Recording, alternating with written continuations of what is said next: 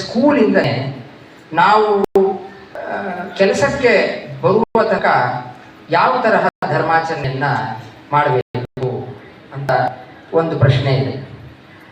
ಇದ್ರ ಬಗ್ಗೆ ಆಗಲೇ ನಾವಿಬ್ರು ಅದರ ಬಗ್ಗೆ ಹೇಳಿದ್ದೀವಿ.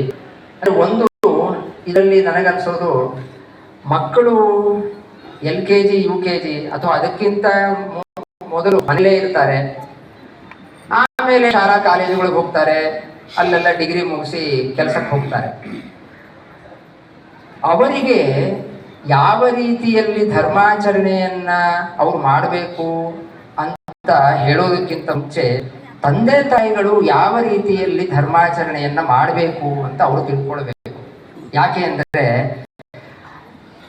ಆ ಚಿಕ್ಕ ಮಗು ಅವನು ಶಾಲೆಯಲ್ಲಿ ಓದ್ತಾ ಇರಬೇಕಾದ್ರೆ ಅವನು ಹೆಚ್ಚು ಪ್ರಭಾವಿತನಾಗುವುದು ತಮ್ಮ ಮನೆಯಲ್ಲಿ ತಮ್ಮ ತಂದೆ ತಾಯಿ ಏನು ಮಾಡ್ತಾ ಇದ್ದಾರೆ ಆಚರಣೆ, ಅದನ್ನ ನೋಡಿ ಬಹಳ ಪ್ರಭಾವಿತನಾಗ್ತಾರೆ ಹುಡುಗರು.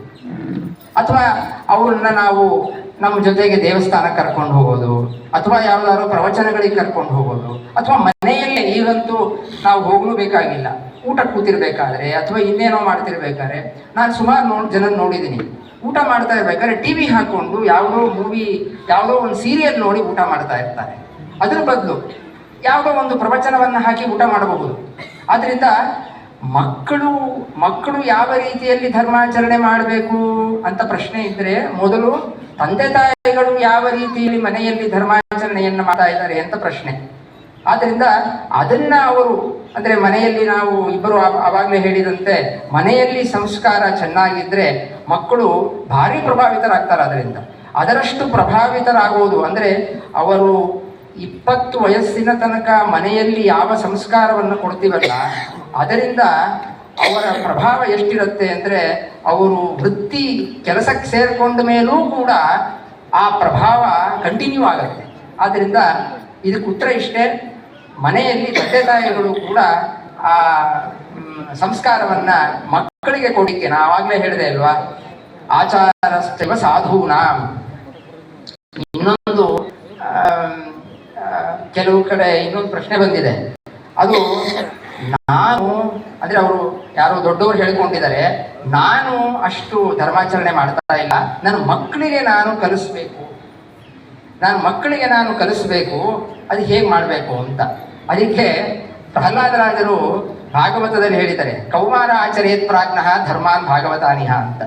ಅಲ್ಲಿ ಕೌಮಾರ ಆಚರೇತ್ ಪ್ರಾಜ್ಞಃ ಅಂದ್ರೆ ಒಂದರ್ಥ ಮಕ್ಕಳು ತಮ್ಮ ಬಾಲ್ಯಾವಸ್ಥೆಯಿಂದಲೇ ಧರ್ಮವನ್ನ ಆಚರಣೆ ಮಾಡ್ಕೊಂಡು ಬರಬೇಕು ಅಂತ ಒಂದರ್ಥ. ಇನ್ನೊಂದರ್ಥ ಕೌಮಾರೆ ಅಂದ್ರೆ ಸಂಸ್ಕೃತದಲ್ಲಿ ಒಂದು ಅದಕ್ಕೋಸ್ಕರ ಅನ್ನೋ ಅರ್ಥದಲ್ಲಿ ಸಪ್ತಮಿ ವಿಭಕ್ತಿ ಇದೆ.